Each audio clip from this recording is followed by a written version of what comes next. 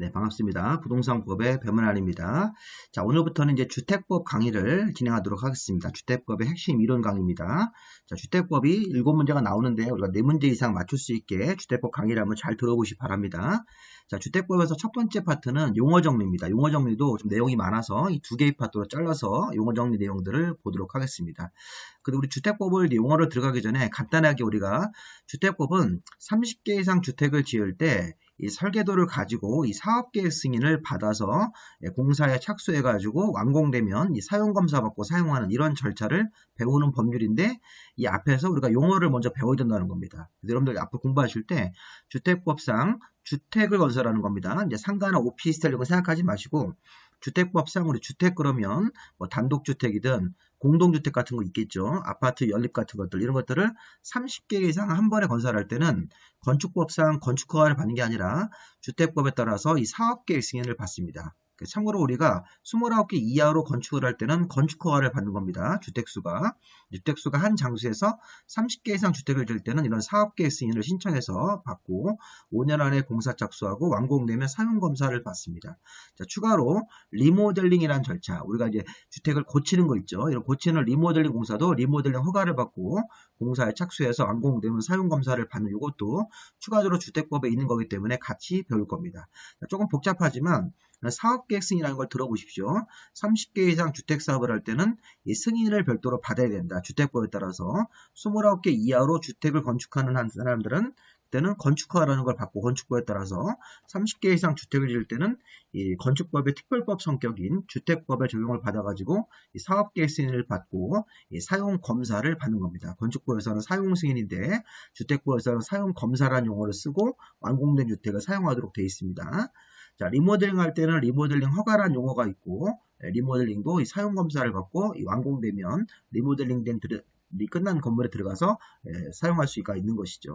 자, 그럼 일단 이렇게 한번 보시고 이 앞부분의 용어 정리를 보겠습니다. 자, 용어 정리는 단독주택, 공동주택이라는 용어가 있습니다. 자, 주택법에 따라서 주택을 짓는데 자, 등기가 하나로만 되어 있는 단독주택도 있고 여러 개의 이렇게 구분 등기가 설정되어 있는 공동주택이라는 게 있겠죠. 자, 그다음에 우리 서민들을 위한 국민주택. 자, 국민주택이 아니면 나머지는 민영주택으로 분류할 수 있습니다. 자, 주택을 이렇게 분류를 하는 겁니다. 용어에서. 자, 그 다음에 주택법상 주택은 아닌데 주택처럼 사용할 수 있는 건물이 준주택입니다. 준주택이라는 게 나중에 배울 건데 오피스텔 같은 거. 오피스텔은 주택법에 따라서 주택은 아닌데 주거 용도로 사용할 수 있는 건물, 오피스텔, 뭐 고시원 이런 걸 말하는 겁니다. 노인 복지주택 같은 거. 자, 그 다음에 이제 도시형 생활주택은 주택인데 규제가 완화된 것 이렇게 이 도시형 생활주택하고 이 준주택이 제일 중요합니다. 뭐 다 중요하지만 이 준주택 이런 것들이 작년에도 시험 문제가 나왔었죠. 그 밖에 세대 구분형 공동주택 아파트 한 세대를 자 벽을 막아서 월세 같은 걸 줄 수 있게끔 개조할 수 있는 아파트 같은 것들이 세대 구분형 공동주택입니다. 요즘에 이제 우리 아파트 같은 거 좀 큰 평수를 가지고 있으면 방을 하나 따로 빼가지고 거기다가 이제 욕실, 부엌, 현관을 따로 부착을 해서 벽을 막아서 월세를 줄 수 있게끔 개조하는 아파트가 세대 구분형 공동주택. 작년도 시험 문제였었죠. 자, 그 밖에 이제 주택을 짓는 공공택지 또는 뭐 민간택지라는 구분이 있고 주택단지라는 거를 이제 배우실 겁니다. 자, 용어를 한번 잘 들어보십시오. 별로 어렵진 않습니다. 이 용어 정리 첫 번째 파트는. 자, 일단 단독주택하고 공동주택. 자, 일단 읽어보시면 주택법에서 주택의 정의가 있습니다. 항상 우리 법에는 정의가 있죠. 자, 주택법상 주택이란 자, 세대 구성원들이 장기간 독립적으로 주거생활할 수 있는, 그러니까 쉽게 얘기하면 장기간 주거생활할 수 있는 건물 부분하고 이 토지까지를 주택으로 보는 겁니다. 자, 시험 문제 30회 때 주택법상 주택이란 자, 건축물의 전부 일부, 이렇게 독립적으로 주거생활할 수 있는 건축물의 전부 일부를 말하며 부속 토지는 제외한다. 이렇게 하면 틀린 겁니다. 기출문제입니다. 이거. 주택의 정의에서 주택법상 주택이라는 개념에는 이 건물 부분하고 토지 부분을 합쳐서 말하는 겁니다. 근데 얘가 이제 우리 건축법에 가보면 건축물, 대지 이렇게 별도로 분리합니다. 자, 그런데 이 주택법에서 주택이라는 정의 안에는 건축물하고 부속 토지를 모두 다 합쳐서 주택이라는 용어로 사용을 하는 겁니다. 근데 그 주택이 단독주택, 등기 하나짜리 주택이 있고 여러 개의 구분기가 설정되어 있는 공동주택으로 구분합니다. 자, 그 다음 이제 포인트가 뭐냐면 주택법상 등기 하나짜리 단독주택에는 여기 공관이라는 게 빠집니다. 자, 그리고 구분 등기되어 있는 공동주택에는 기숙사가 빠지는 겁니다. 이게 포인트입니다.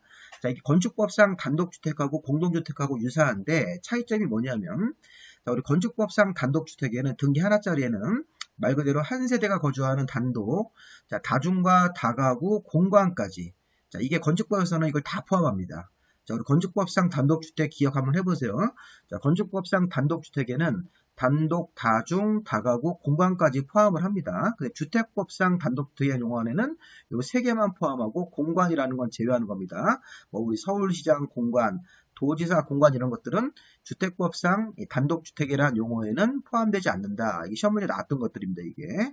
자, 그리고 이 공동주택에도 건축법에서는 아파트 연립 다세대 기숙사까지 다 포함하는데 주택법상 공동주택에서는 기숙사는 제외하고 이 세 개만 주택법상 공동주택에 포함시킵니다. 자, 이렇게 보시면 되겠고, 자, 그다음 우리 단독주택에 포함되는 자, 한 세대가 거주하는 단독도 있고, 자, 여러 세대가 거주하는 원룸 형태인 다중과 다가구가 있는데 얘네들이 단독주택이라는 건 아시겠죠? 우리 건축법 시간에 배웠으니까.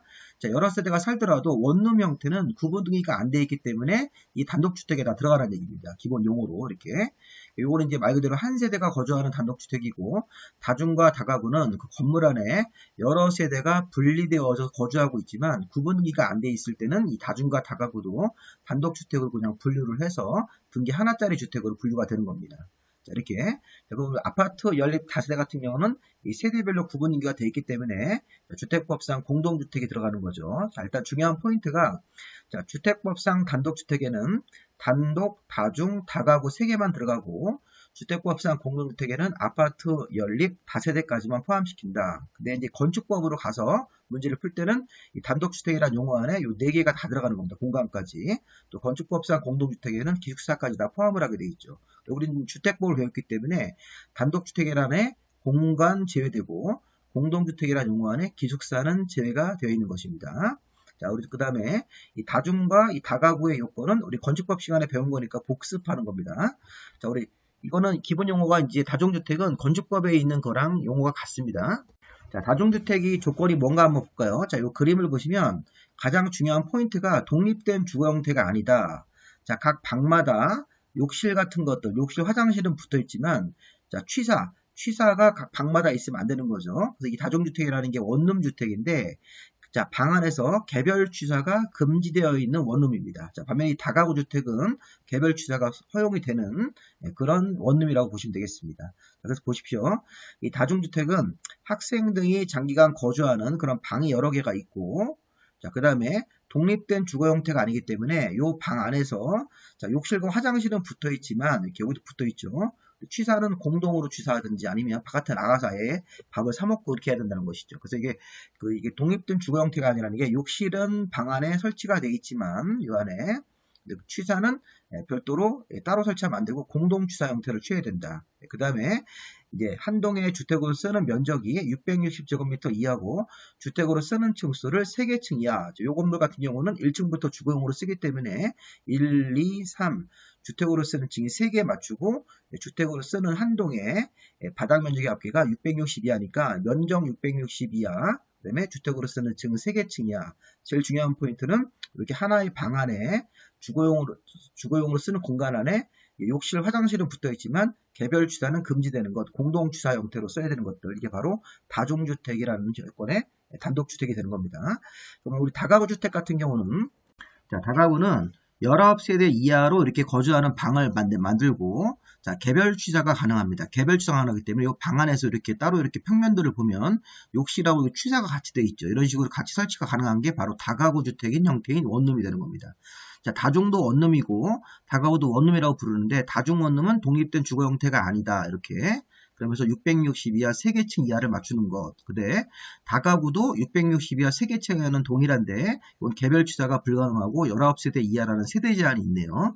자, 다중은 19세대 이하라는 말은 없는데 이 다가구는 또 특이하게 19세대 이하라는 조건이 있습니다. 그래서 우리가 다가구가 되게 중요합니다. 다가구는 19세대 이하고 자, 각 독립된 주거 형태가 가능하기 때문에 각 실별로 각 방마다 이렇게 취사가 설치될 수 있습니다. 그렇게 해서 개별 취사가 가능한 원룸, 다가구 원룸 660 이하 주택으로 쓰는 층은 3개 층이야. 이 건물 보니까 1층에 주차장이기 때문에 여기서부터 주거용으로 3개층을 내가지고 실제 4층까지 건물을 올릴 수 있는 겁니다. 아까 다중도 주택으로 쓰는 층이 3개층이었는데 요거는 1층이 주차장이 아니니까 여기서부터 주거용으로 3개층을 낸 거고, 요거는 주거용으로 쓰는 층을 요 2층부터 계산해가지고 이렇게 층이 총 4개 층 올라가 있는 거로 보면 되겠죠. 어쨌든 다가구 같은 경우에서 다중과 공통점은 660 이하 3개층 이하고, 그다음에 차이점은 개별 취사, 여기는 가능, 다가구는. 자, 다중주택은 개별 취사가 금지된다. 이렇게 욕실까지만 설치가 돼야 된다. 이런 것들이 차이점이니까 이거 다중주택하고 다가구주택을 은근히 우리 수험생들이 구별을 잘 못합니다. 자, 공통점도 있고 차이점도 있고 이런 식으로 이렇게 보시면 되겠습니다. 19세대 이하는 참고로 보시고, 이거는 다가구에만 있는 조건이죠. 다중에는 없습니다.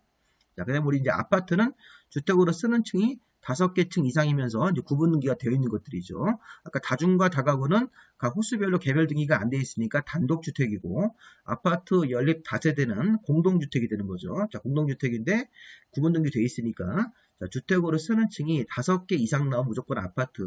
자, 주택으로 쓰는 층이 4개 층 이하면 다세대인데 또는 연립인데, 자, 연립은 660을 초과하면서 주택으로 쓰는 층에 한 개 동의 면적의 합계가 660을 초과하면서, 자, 주택으로 쓰는 층이 4개 층 이하면 연립, 주택으로 쓰는 한 개 동의 면적의 합계가 660 이하면서 4개 층 이하가 되면 다세대가 되는 것입니다. 그러니까 이제 일반인들은 다가구, 다중주택, 뭐 다세대 이렇게 나오면 잘 모르십니다. 근데 우리 이제 중개사는 부동산 전문가가 되시고 여러분들이 이제 직접 업무를 봐야 되기 때문에, 아파트가 뭐냐 그러면 공동주택인데, 자, 면적은 따로 없고 주택으로 쓰는 층수가 5개 층 이상 나오면 무조건 그건 아파트가 되는 겁니다. 뭐 상가랑 섞여 있더라도 주상복합 아파트 이렇게 해서 아파트가 되는 겁니다. 주거용으로 사용되는 층이 5개 이상 나오면. 그러면 주택으로 쓰는 층이 4개 층 이하면 연립이나 다세대로 내려가는데, 연립은 주택으로 쓰는 한 개 동의 면적의 합계가 660을 초과하면서 주택으로 쓰는 층이 4개 층 이하면 연립, 그 다음에 660 이하면서 4개 층, 주택으로 쓰는 층이 4개 층 이하면 다세대가 되는 거죠.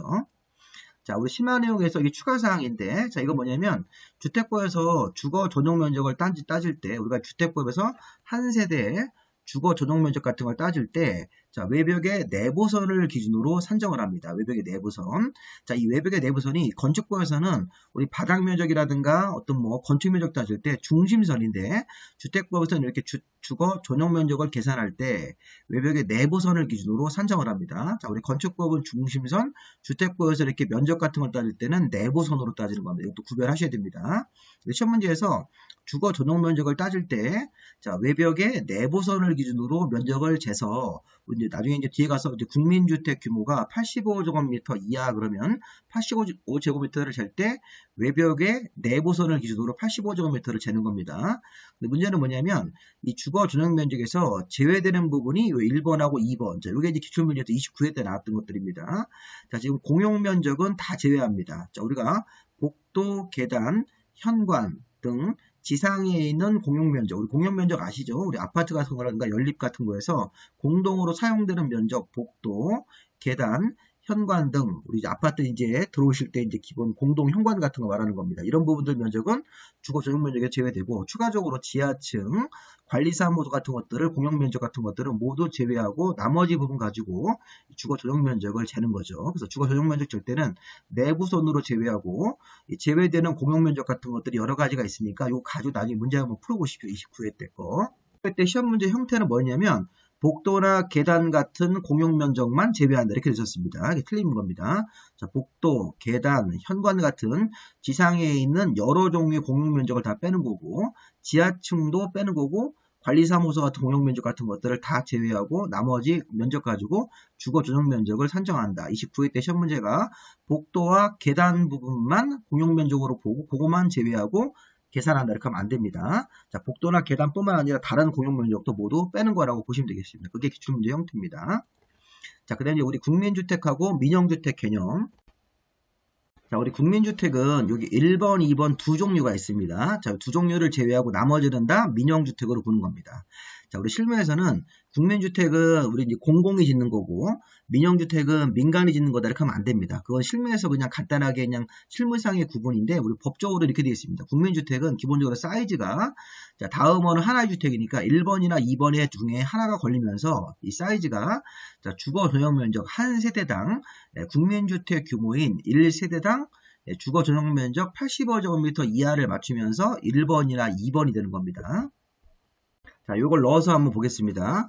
자, 우리가 국민주택 규모라고 하는 것은 단독주택은 호, 공동주택은 세대인데, 자, 어쨌든 주택 한 개당 주거 전용 면적으로 85제곱미터 요거 이하이면서 1번이나 2번 중에 하나가 맞으시면 되는 겁니다. 그래서 기본적으로 국민주택 규모인 85제곱미터 이하이면서 국가나 지방자치단체 같은 행정청이나 토지공사나 지방공사 같은 공기업, 이걸 공기업이라고 부르는 겁니다.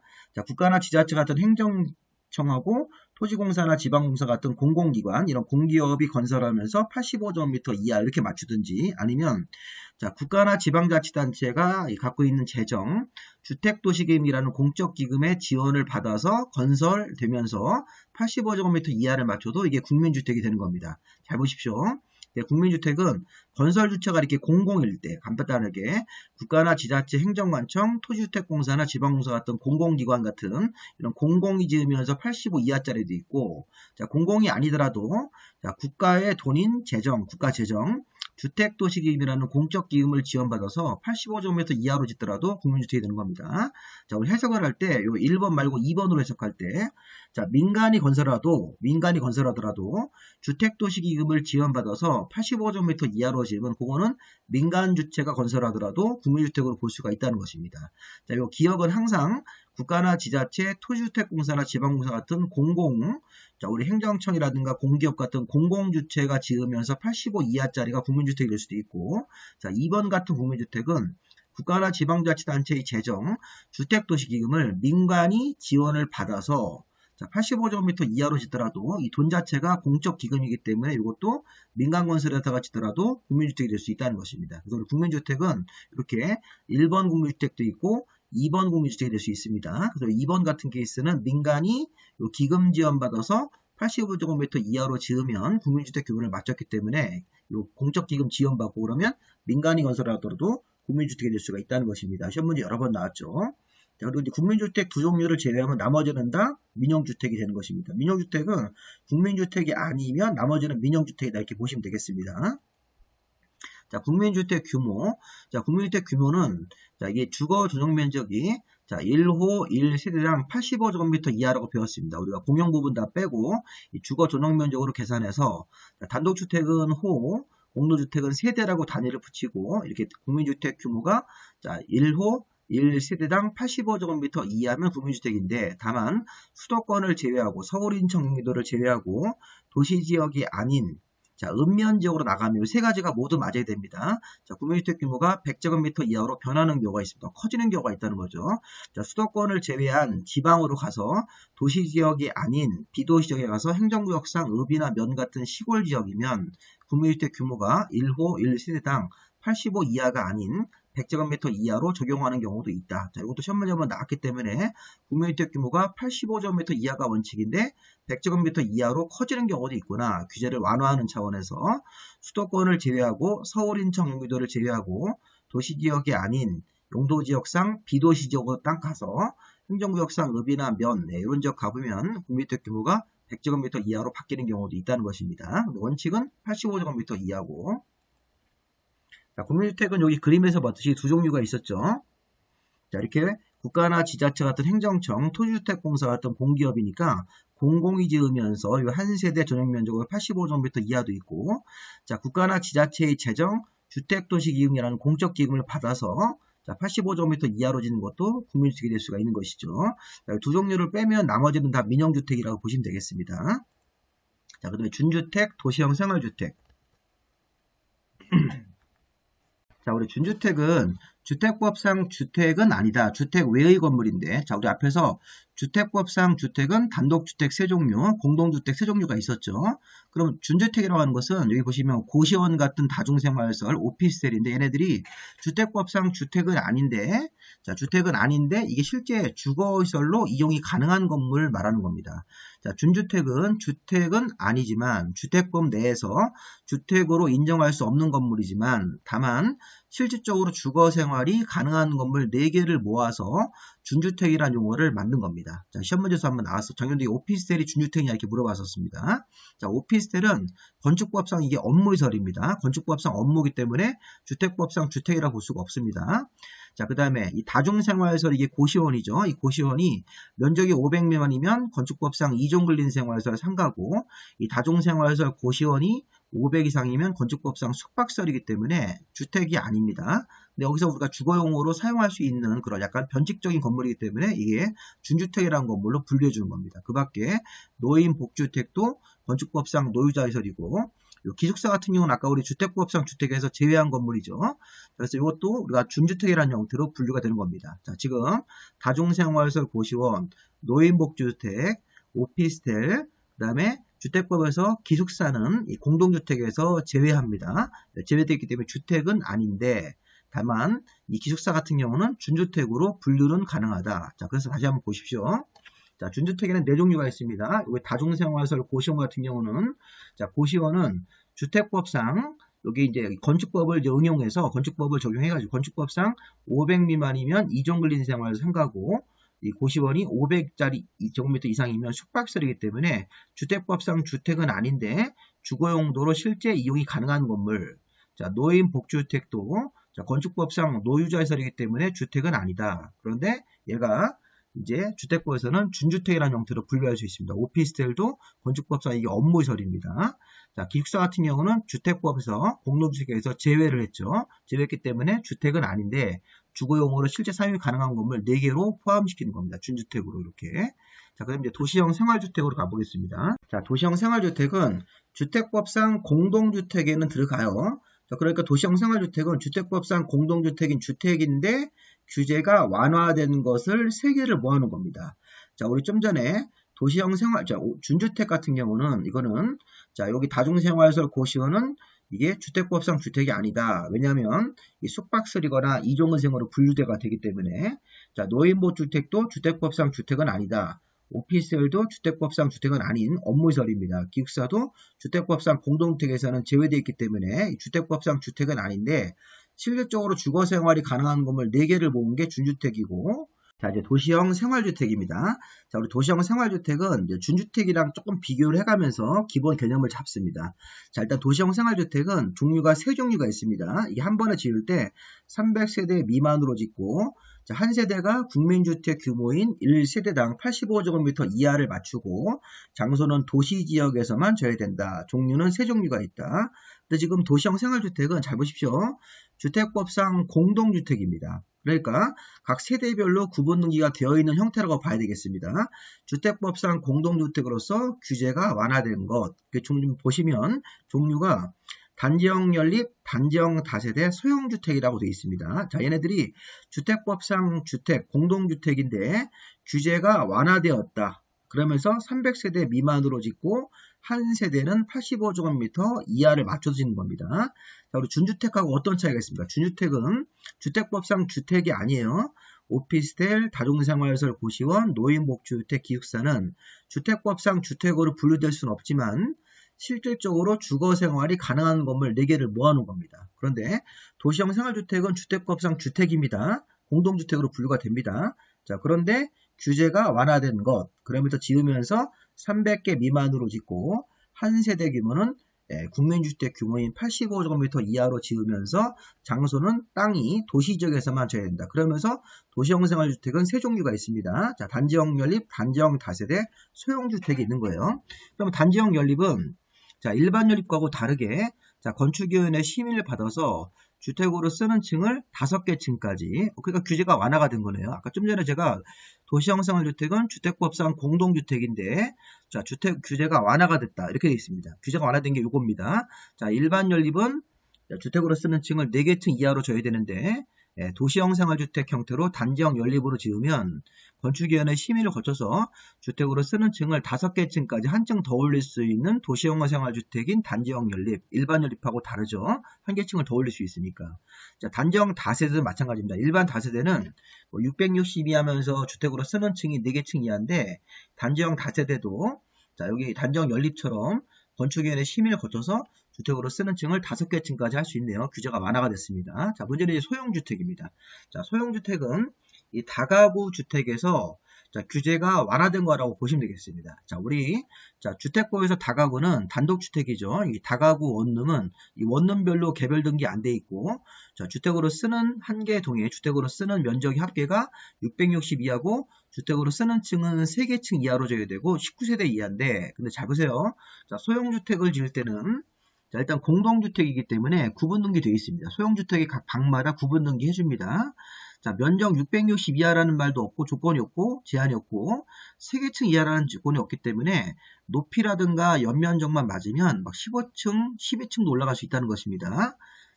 그 다음에 세대수가 19세대 이하가 아니라 300세대 미만이 되는 겁니다. 그래서 소형주택 사이즈를 만약에 뭐 한 세대당 뭐 20, 30 이렇게 지으면 다가구랑 비슷하기 때문에 약간 원룸 스타일인데 이 주택법상 다가구 주택은 단독주택 구분등기 안 되어 있는데 이 소형주택으로 지었을 때는 각 원룸별로 구분등기가 되어 있다. 그리고 전체 면적 제한 같은 거 없고 층수 제한 없고 세대수는 300세대 미만이기 때문에 다가구보다 훨씬 더 많이 짓게끔 이렇게 다가구랑 비교하면서 소형주택 개념을 좀 잡으시면 되겠습니다. 자, 특히 소형주택은 개정사항이 있습니다.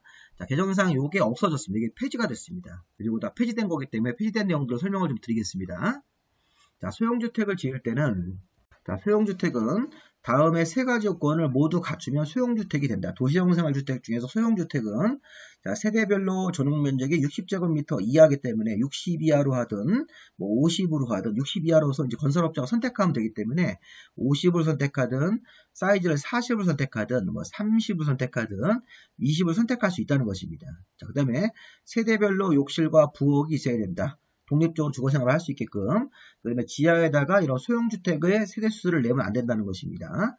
작년도에는 뭐가 있었냐면 자, 작년도에는 이런 게 있었어요. 소형주택 사이즈가 30 이상 60 이하일 때는 거실과 주방을 만들고 방을 3개를 낼 수 있었고 이렇게 30제곱미터 미만의 소형주택 사이즈일 때는 이게 이제 거실과 주방 같은 것들을 통합해서 이렇게 원룸 형태로 줘야 되는데 이게 다 폐지가 됐습니다. 언제부터? 3월 19일부터. 이런 조건은 없어졌습니다. 없어졌으니까 그냥 우리가 이 소형주택은 그냥 60제곱미터 이하로서 건설업자가 사이즈를 자유롭게 선택하시면 돼요. 그러면서 그 안에 내부 구조도 이제 선택을 하시면 되는 겁니다. 그러면서 세대별로 욕실과 부엌은 각자 있어야 되고 지하에다 설치하지 않고 이것만 맞추시면 소형주택이 되는 겁니다. 그래서 우리 소형주택 같은 경우는 이 3가지 조건을 모두 맞춰서 짓고 이 각 방마다 구분등기가 되어 있는 것들을 소형주택으로 보시면 되겠습니다. 자, 정리해보면 자, 도시형 생활주택은 한 번에 지을 때 300개 미만으로 짓는다. 그리고 한 세대가 국민주택 규모인 85제곱미터 이하인데 다만 아까 소형주택은 85 이하 중에서 60 이하라는 조건이 한 번 더 맞아야 됩니다. 자, 어쨌든 국민주택 규모를 맞추면서 도시지역에서 짓는 3가지 형태의 주택이다. 뭐가 있습니까? 단지형 연립, 단지형 다세대는 주택으로 쓰는 층을 자, 일반 연립과 다르게 한 개 층을 더 올려서 5개 층까지 할 수 있게끔 규제가 완화된 것들이죠. 그리고 소형주택 같은 경우는 소형주택은 뭐 이렇게 60제곱미터 이하의 사이즈를 맞추면서 세대별로 욕실과 부엌을 세대별로 만들어주고 지하층에다 설치하지 말아라. 이렇게 해서 소형주택을 조건을 맞춰서 지으시면 도시형 생활주택으로 분류가 될 수가 있다는 것입니다. 잘 한번 읽어보시고요. 이거 다 없어진 부분들이니까 이건 다 폐지가 된 겁니다. 자, 그 다음에 이제 도시형 생활주택을 지을 때 공동 건축 금지라는 조항이 있는데, 자, 여기까지 보셔야 돼요. 도시형 생활주택은. 자, 하나의 건축물에는 도시형 생활주택과 그 밖의 주택을 함께 섞어서 건축하면 안 됩니다. 자, 다음은 하나의 경우는 예외로 하나의 건물 안에서 도시형과 그 밖의 일반 주택을 함께 섞어서 짓는 경우도 있다는 거죠. 자, 잘 보십시오. 자, 도시형 중에서 소형주택을 선택해가지고 소형주택으로 쭉 짓고, 자, 85제곱미터 초과하는 한 세대만 짓는 것은 그 밖의 주택을 한 개만 짓는 것은 가능하다는 겁니다. 자, 그리고 땅이 준주거지역과 상업지역일 때는 소형주택을 선택해서 도시형 중에 소형주택을 선택하고 도시형 생활주택 외에 일반 아파트 같은 경우를 한 건물에서 이렇게 섞어서 짓는 것도 가능하다. 자, 이 그림으로 한번 다시 한번 보세요. 자, 원칙은 금지입니다. 자, 도시형 생활주택을 지을 때는 10층짜리 건물을 지어서, 자, 도시형 생활주택, 아까 우리 세 종류 있었죠? 그런 도시형 생활주택하고 일반 아파트를 섞어서 짓는 것은 금지입니다. 안 됩니다. 자, 그런데 잘 보세요. 도시형하고 도시형이 아닌 일반 주택을 섞어 짓는 건 안 되는데, 자, 이 예외 하나, 예외 두 가지가 있습니다. 첫 번째 예외는 뭐냐면, 소형주택, 도시형 아까 세 종류 중에서 소형주택을 택해가지고 1층부터 9층까지 쫙 올립니다. 그 다음에 그 밖의 주택을 85제곱미터 초과하게 하나만 짓는 것은 건물주가 살기 위해서, 건물주가 이 건물을 관리하면서 여기 거주하기 위해서 그 밖의 주택을 한 개만 짓는 거는 예외가 인정되는 거죠. 그래서 도시형 생활주택인 소형주택하고 그 밖의 주택을 한 건물에서 이렇게 섞어서 짓는 게 가능한 겁니다. 예외로. 자, 또 하나 예외. 자, 땅이 상업지역이나 준주거일 때는 소형주택, 아까 도시형 중에서 단지형 연립을 고르지 마시고 도시형 중에서 소형주택을 선택해서 반 정도 짓고 5층까지 그 밖에 일반 아파트를 5개 층 짓는 것도 이게 가능한 겁니다. 왜냐하면 상업적이나 준주거이기 때문에. 자, 이거 한번 다시 한번 잘 보십시오. 자, 도시형 생활주택하고 그 밖의 주택을 한 건물에서 혼합해서 짓는 건 안 됩니다. 예외가 있다는 거죠.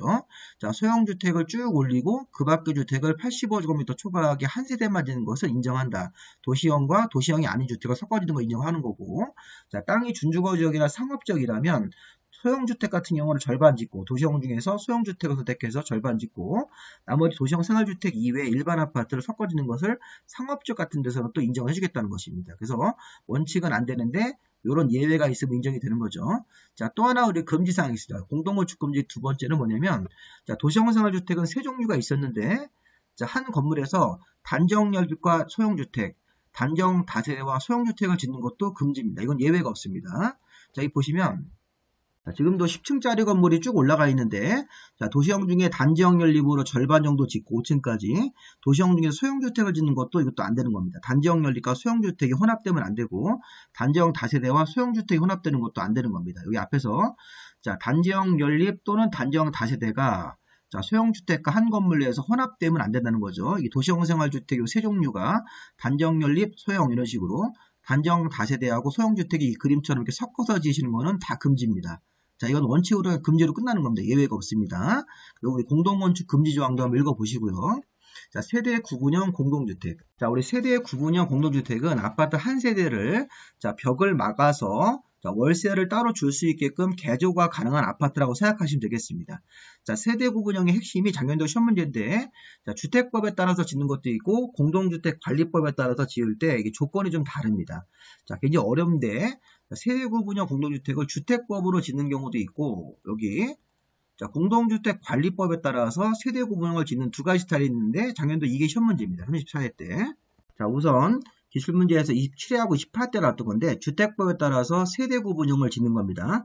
자, 세대 구분형은 아파트 큰 평수에서, 자, 벽을 막아서, 자, 별도로 이렇게 월세를 줄 수 있게끔 하는 거기 때문에, 여기 이제 기본 정의가 뭔가 보세요. 세대 구분형 공동주택은, 자, 주택 내부 공간의 일부를, 자, 세대별로 구분 생활할 수 있게 벽을 막아서, 세대별로 구분 생활할 수 있게끔 이렇게 할 수 있는 건데, 이게 구분 소유권을 따로 줄 수는 없습니다. 자, 구분 생활만 할 수 있게끔 하고, 자, 월세를 받은 사람들이 구분 소유권을 따로 거기다가 만들면 안 되는 겁니다. 구분 소유는 할 수 없지만 구분 생활할 수 있게 개조가 가능한 그런 공동주택을 말하는데, 이 공동주택의 요건이 있습니다.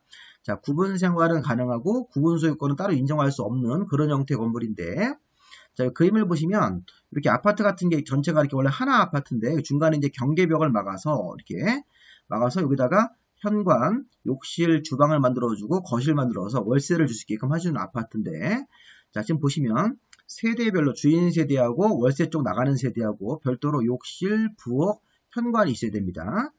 보시면, 자, 그 다음에 하나의 세대가 나중에 월세가 안 나가면 주인 세대가 통합해 줄 수 있게끔, 자, 세대 간의 연결물을 다들지 아니면 경량구조의 경계벽. 자, 조건을 맞춰보니까 이 경량구조 경계벽을 만들고 이 주인 세대 쪽하고 월세 쪽 세대에 별도로 각각으로, 이게 잘 보세요. 현관, 주방, 욕실, 현관문이 지금 두 개가 붙어 있는 겁니다. 주인 쪽하고. 자, 주인 쪽도 현관, 욕실, 부엌이 있어야 되는 거고, 이런 식으로. 그래서 보시면, 이 세대 구분형은 아파트가 작은 평수는 좀 안 하고, 좀 50평대 이렇게 아파트가 되면, 세대별로 주인 세대하고 월세 쪽 나가는 세대하고 별도로 욕실, 부엌, 현관을 따로따로 만들어주고, 그 다음에 이제 월세가 안 나가면 이 주인 쪽 세대가 통합해서 사용할 수 있게끔 세대 간의 연결문, 이렇게 벽을 막았을 때는 문을 부착하든지 아니면 경량구조 경계벽을 설치를 해야 된다. 자, 그 다음에 세대 구분형 공동주택이 주택법으로 지을 때는 전체 공동주택의 3분의 1을 넘지 않아야 됩니다. 그러면서 또 전체 주거 전용 면적의 세대 구분형으로 지은 그 주택의 전용 면적이 3분의 1을 넘지 않아야 된다. 이게 3분의 1이 두 번 나오네요. 자, 주택법으로 지금 짓는 겁니다. 주택법으로 짓는 세대 구분형은 세대별로 욕실과 부엌, 현관이 따로따로 있어야 되고, 이 그림처럼 주인 쪽에 욕실, 부엌, 현관 이렇게, 자, 월세 쪽 나가는 세대 벽으로 막아줘가지고, 자, 여기 현관, 욕실, 부엌이 따로따로 있어야 되고, 이 벽은 자, 콘크리트 벽 같은 게 아니고 시멘트 벽이 아니라 경량구조 경계벽, 그 다음에 이렇게 경량구조 경계벽을 만들어줘야 되는 거고, 그 다음에 전체 공동주택 세대수의 3분의 1을 넘지 않아야 된다. 만약에 아파트 단지 안에 900세대가 지으면 세대 구분형으로 짓는 부분이 300세대를 넘지 않아야 됩니다. 그러면서 또 전체 세대의 전용 면적하고 비교해서 이 세대 구분형으로 지은 전용 면적이 3분의 1을 넘지 않아야 된다. 자, 근데 문제는 뭐냐면 이렇게 짓는 거는 이제 주택법에 따라서 짓는 겁니다. 우리 작년도 시험 문제인 공동주택관리법상 공동주택관리법에 따라서 허가받고 짓는 세대 구분형 공동주택이네요. 자, 이 세대 구분형 공동주택이 자, 주택법으로 짓는 것도 있고 주택법으로 지을 때는 뭐 이렇게 욕실, 부엌, 현관이 각 세대별로 있어야 되고 경량구조 경계벽을 만들어줘야 되는 거고, 그 다음에 전체 세대의 3분의 1을 넘지 않아야 되고, 세대 구분형 공동주택 수가, 그 다음에 이 전체 전용 면적에서 이 세대 구분형으로 구분된 전용 면적 합계가 전체의 3분의 1을 넘지 않아야 된다. 이런 식으로. 자, 그런데 주택법이 아닌 공동주택관리법으로 세대 구분형을 지을 때는 요거는 비슷하네요. 자, 세대 구분형이니까 세대별로 구분 생활을 할 수 있게끔 뭐 벽 같은 걸 막아주고 나서 자, 구분 소유권은 따로 주면 안 되는 거죠. 자, 그런데 보니까 자, 구분 공간된 세대수가 두 세대 이하, 아까 주인 세대하고 월세 쪽 나가는 세대 이렇게 두 세대를 맞춰야 되는 거고. 자, 요 2번 잘 보세요. 자, 주택법이랑 다릅니다. 자, 세대별로 욕실, 부엌, 출입문을 붙여준 거예요. 현관이 아닙니다. 자, 현관과 출입문은 구조가 좀 다르기 때문에 공동주택관리법으로 짓는 세대 구분형은 욕실, 부엌, 현관이 아니라 출입문만 붙여주면 되는 겁니다. 별도로 출입할 수 있게끔. 자, 3번도 우리 저기 주택법이랑 좀 다르죠. 자, 3번 같은 경우는 뭐냐면 자, 세대 구분형으로 짓는 공동주택의 세대수가 전체 세대의 3분의 1이 아니라 10분의 1을 넘지 않아야 되고, 그 다음에 해당 동, 한 동의 전체 수의 3분의 1을 넘지 않게끔 이렇게 변합니다. 그리고 아까 우리가 주택법이랑 내용이 좀 다르죠. 앞에도 주택법에서는 이 세대 구분형 주택수가 전체 세대의 3분의 1을 넘지 않아야 되는데, 자, 공동주택관리법으로 짓는 세대 구분형은 자, 세대 구분형으로 짓는 주택수가 전체 세대의 10분의 1을 넘지 않아야 된다. 그리고 한 동의 세대수의 한 동 전체 세대수의 3분을 넘지 않아야 돼. 이런 조건이 추가되네요. 이렇게 보시니까 이거 한번 잘 보시고요. 그 밖에 이제 안전 기준을 충족해야 된다. 작년도 시험 문제가 요거를 쭉 4개를 써놓고 하나를 바꿨습니다. 하나를 다른 거랑 주택법에 있는 거랑 바꿔가지고선 이렇게 해서 이쪽에 있는 걸 하나 집어넣어가지고 문제를 냈으니까 이 세대 구분용으로 짓는 것을 주택법으로 짓는 조건하고 공동주택관리법으로 짓는 때 여기 지금 2번 조건하고 이런 3번 조건, 요 4번 조건이 주택법으로 짓는 세대 구분형하고 좀 달라지는 개념이 있으니까 우리 그런 부분들 한번 잘 생각해 보시기 바랍니다. 자, 임대주택은 뭐 특별한 용어는 아닙니다. 주택법상 임대주택이란 자, 공공이 짓는 임대주택도 있고 자, 민간이 짓는 민간 임대주택으로 구분한다. 참고로 보시면 되겠고 자, 토지임대부 분양주택이 주택법상 반값 아파트입니다. 자, 우리가 아파트를 분양받을 때는 토지하고 건물 부분을 둘 다 사야 되는 건데 분양받는 건데 자, 지금 같은 경우는 반값 아파트 자, 우리 이제 우리 신혼부부들이라든가 서민들한테 아파트를 좀 싸게 공급하려고 자, 토지 소유권은 건설업자가 갖고 있고 자, 건물 부분, 건물이라든가 복리설 같은 상가 같은 거 분양받을 때 건물 부분만 주택을 분양받는 사람들의 소유권을 취득하는 주택입니다. 반값 아파트죠. 자, 토지 소유권은 건설 사업을 시행하는 건설업자가 그대로 갖고 있고 건물 부분만 분양받는 주택이다. 그래서 아파트 같은 경우가 보통 분양을 할 때 분양가가 8억이다.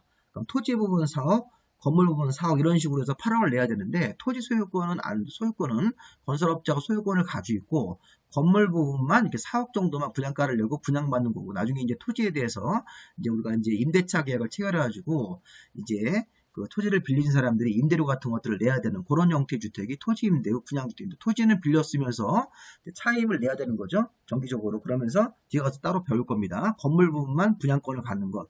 그래서 우리가 이제 아파트를 분양받으면 토지하고 건물 부분을 둘 다 소유권을 취득한 상태로 분양을 받는 건데 이거는 건물 부분만 소유권을 취득하고 토지는 빌려 쓰는 아파트. 이게 바로 토지 임대부 분양주택입니다. 이렇게. 이건 뒤에 가서 따로 또 배우실 겁니다. 토지 임대부 분양주택. 에너지 절약형 친환경 주택은 에너지 사용을 절감하거나 이산화탄소 배출을 저감할 수 있도록 건설된 주택이니까 참고로 보시면 되겠습니다. 자, 건강 친환경 주택도 실내 공기의 오염물질을 최소화할 수 있도록 이렇게 대통령령으로 정하는 기술로 건설된 주택이니까 오염물질 배출이 최소화되게 건강 친환경 주택 같은 거를 건설할 수 있으니까 참고로 보시기 바랍니다. 자, 장수명 주택은 조금 보십시오. 자, 장수명 주택은 말 그대로 장수명, 오래 쓸 수 있게끔 내구성을 갖추고 있는 주택이면서 또 경우에 따라서는 내부 구조를 쉽게 변경할 수 있게끔 가변성이 우수한 주택을 말한다. 그래서 내구성도 있고 가변성을 가지고 있는 주택이 장수명 주택인데, 자, 장수명 주택은 1000세대 이상으로 장수명 주택 같은 걸 지을 때는 자, 일반 등급 이상의 등급을 받아야 됩니다. 자, 이 장수명 주택은 인증제도라는 게 있는데, 자, 장수명 주택의 인증 등급이 4등급이 있습니다. 1등급 최우수 등급, 2등급이 우수 등급, 3등급이 양호 등급, 4등급이 일반 등급이 있는데, 자, 1000세대 이상이면 제일 마지막 4등급인 일반 등급 이상을 받아야 된다. 이렇게 되어 있으니까, 요거 시험 문제에서, 자, 장수명 주택은 뭐 이렇게 그 내구성을 갖추고 가변성이 이렇게 수리 용이성이 우수한 주택을 말하는데, 이런 장수명 주택이 몇 세대 이상을 지으면 인증제도 같은 걸 통해서 자, 일반 등급 4등급 이상을 받아야 된다. 이렇게 해서 몇 세대라는 거 시험 문제 한번 낼 수 있으니까 이것도 한번 좀 보시기 바랍니다. 이렇게 우리가 그동안 시험 문제 안 나왔던 것들도 한번 보실 필요가 있습니다. 1000세대 이상부터 일반 등급 이상을 받아야 된다. 이렇게 해서 보시면 되겠습니다.